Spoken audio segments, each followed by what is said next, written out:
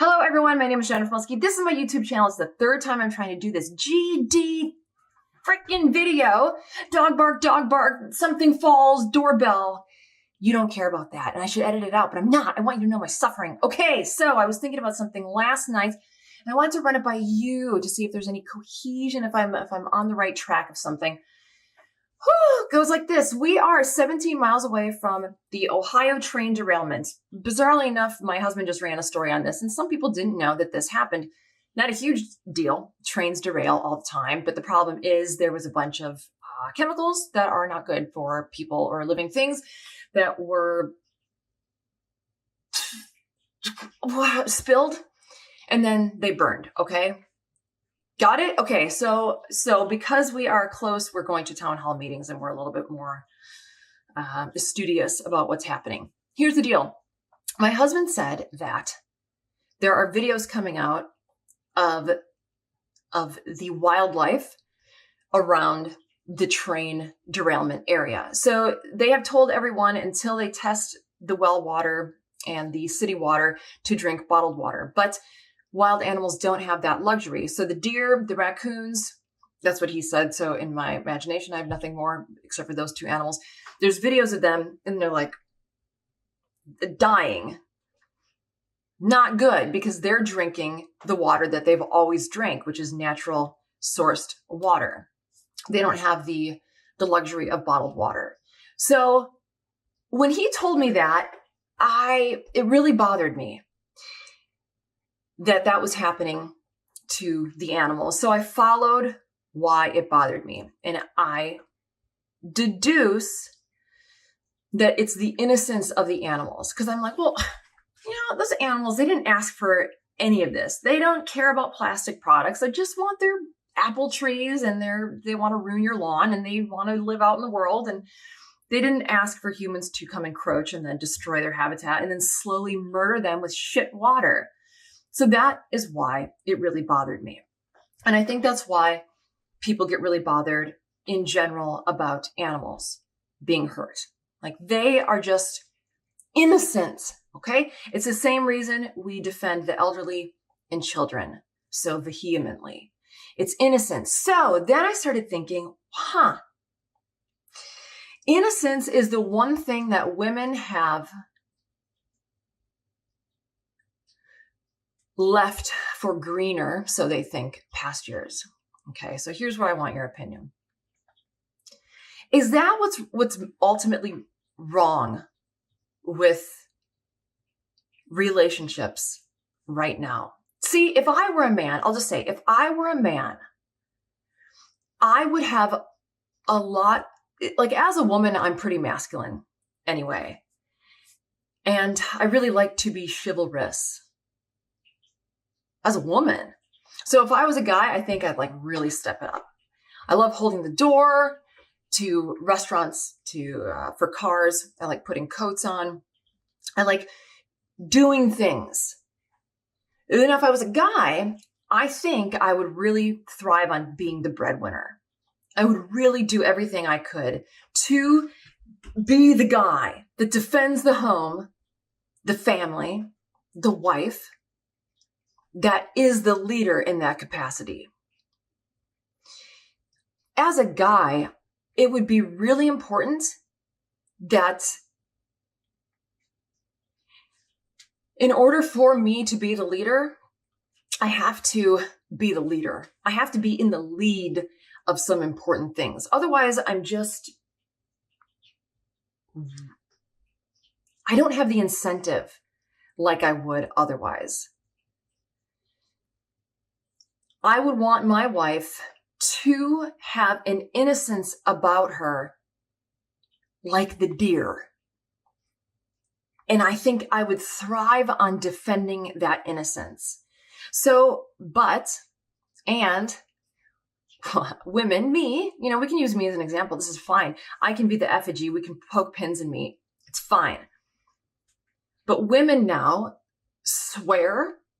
They're more aggressive. They are out in the world and they know exactly what men know.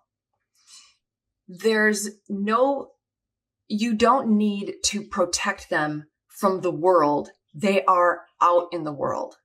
Where it used to be, the men would protect the home because mama's at home with the kids making pie, and we need to make sure that the home is safe. But that's not happening anymore. So, is innocence the most powerful tool that anyone can have? It's funny because it's too, I wonder if it's like so opposite that it becomes, I don't know, like a truly beautiful form. Like it's in physics, it makes sense, like it's repelled and it's attracted and it creates something whole. So what I mean by that is it seems oxymoronic. No, like jumbo shrimp. What's that? That's the more innocent something is, the more power it has. That doesn't make any sense, right? Because innocent, you can shit on the innocent. That's why everyone is up in arms to defend them. But that's why they're so powerful. So it's interesting. It's kind of a conundrum, isn't it? Because I don't ever want to say to women, I do think that it is important to get that innocence back in whatever way you're willing to do so. Woman, I'm talking to you, woman. But I don't want anyone to think that I'm saying, put yourself in a position where you can only be defended. Otherwise, you're not worthy of defending. That's not what I'm saying. Just only kind of. It's what I'm saying. When a woman is competing with anyone, there is, women, feminists like to say that, like, it's equal. Like, we do this together. And I understand that because that makes sense, right? Like, we're on the same team. We're going towards this thing together. But it's like if you've ever waited tables in team service, there has to be a front server and there has to be a back server. You don't go both to the table and say, what would you like to drink? How can I take your order?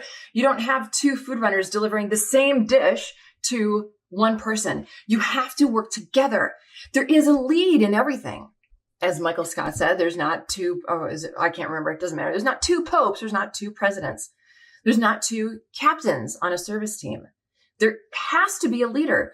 I'm sure that there are business people in the comments section who can testify that when you start a business with someone, if you want to go half and half, you don't actually go half and half. Someone has to have the leadership role.